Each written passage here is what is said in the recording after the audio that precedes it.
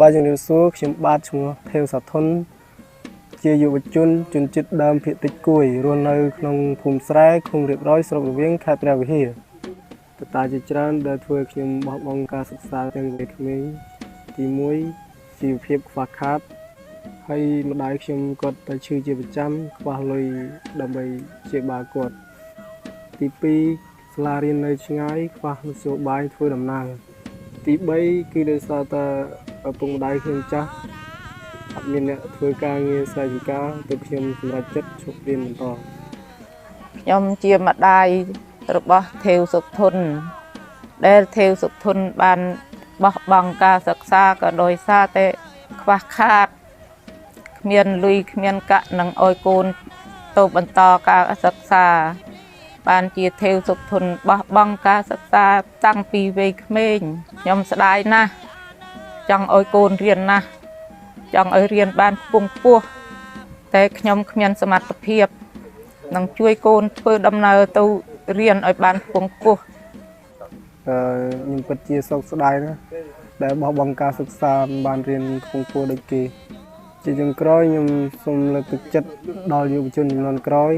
ឲ្យខិតខំរៀនសូត្រឪពុកម្ដាយមានលទ្ធភាពហើយយើងខំរៀនសូត្រដើម្បីអនាគតល្អទៅមុខកត្តាដែល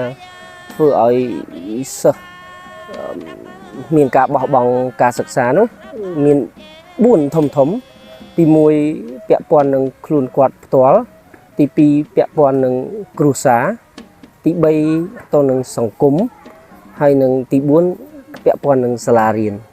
ទី1អាចថាមកពីសាលានៅឆ្ងាយទី2ទីធ្លា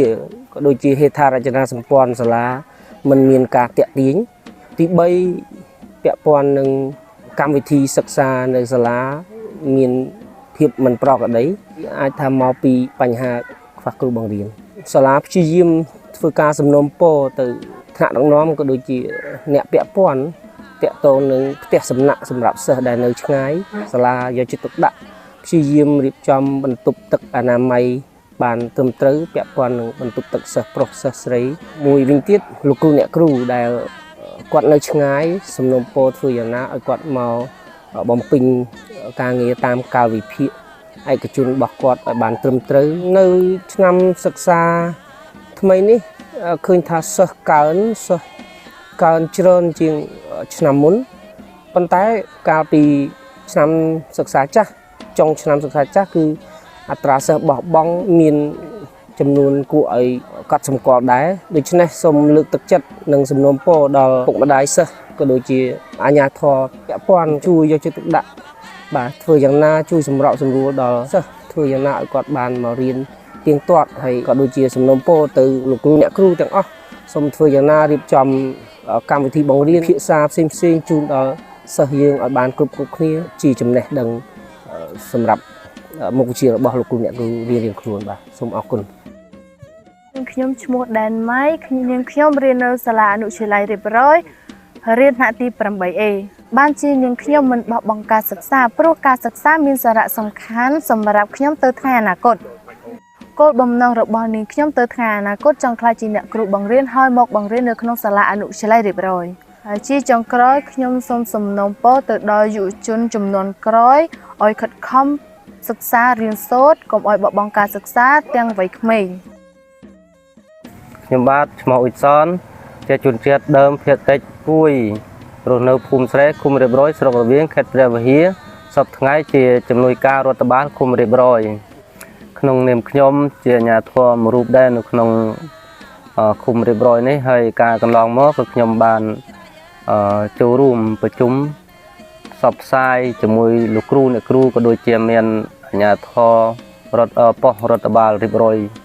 បានចូលរួមទៅហើយក៏បានផ្សព្វផ្សាយជូនដល់អាណាព្យាបាលរបស់ក្រមយុវជនដើម្បីឲ្យគាត់ធ្វើយ៉ាងណាចេះជួយតាមដានកូនហើយនឹងបង្ខំកូនកុំឲ្យគាត់បាត់បង់ការសិក្សាទាំងវ័យក្មេង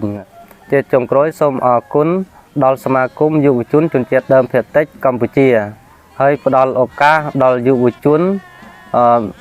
ចូលរៀនវគ្គបណ្ដុះបណ្ដាលផ្សេងៗនិងយល់ដឹងពីទំនៀមទម្លាប់ប្រពៃណីជនជាតិដើមភាគតិចរបស់ខ្លួនហើយក៏បានទទួលសមិទ្ធផល